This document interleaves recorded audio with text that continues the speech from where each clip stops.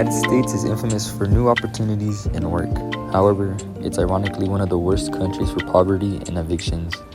As Larry Gross says, it's not a housing crisis, it's a housing catastrophe. And Matthew Desmond adds on to this by saying, America is the richest democracy with the worst poverty.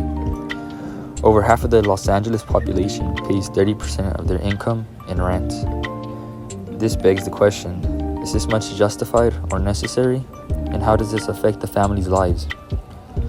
1/4 of families spend 70% of annual salary to pay rent and utilities. In 2018, over 554,000 Americans were homeless at any given moment, and numbers have only drastically increased.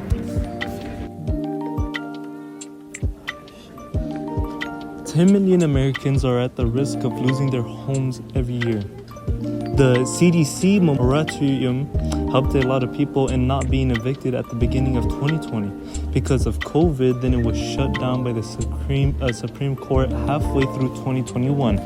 Under the moratorium, evictions fillings fell 50% below the pre-pandemic average.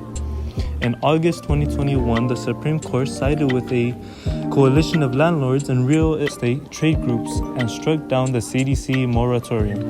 Between January 2021 and January 2022, New York City rents rose 33% more than average, nearly doubled the national rate.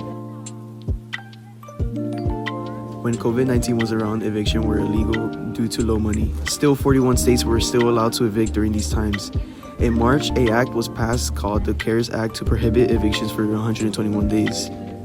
But this only applied for property secured by the government mortgages. Not only does it affect who rent it, it also affects the apartment owners and tenants because they need the money on time, but people can't pay for it. Ashley and David Bradford stated that the eviction are the main causes of death and mortality. Drug overdose has affected over 64,000 Americans, with 42,249 from opioid and 34,097 from prescribed opioid. When getting evicted, many don't have a choice than to live on the streets, which leads to depression and anxiety. Eviction-related suicide has doubled between 2005 and 2010.